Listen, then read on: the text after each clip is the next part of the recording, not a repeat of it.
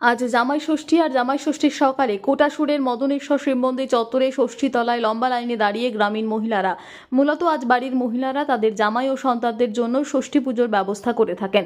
আর ঠিক সেই বিষয়কে লক্ষ্য রেখে আজ ভোর 5টা থেকে বীরভূম জেলার ময়ূরেশ্বর 2 নম্বর ব্লকের অন্তর্গত কোটাসুরের মদনেশ্বর শিব মন্দির চত্বরে ষষ্ঠীতলায় লম্বা লাইনে দাঁড়িয়ে আছে ভক্তরা। তবে বেলা যত গড়িয়েছে ভক্তের সমাগম ততই বেড়েছে পুজো দিতে এই মন্দির চত্বরে।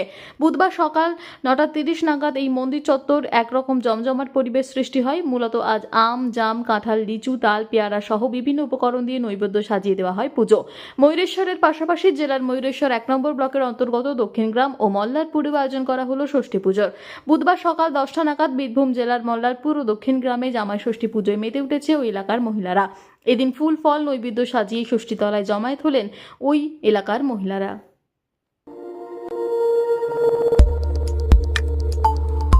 দেখতে থাকুন নিউজ প্রাইম টাইমস, আপনাদের সাথে আপনাদের পাশে।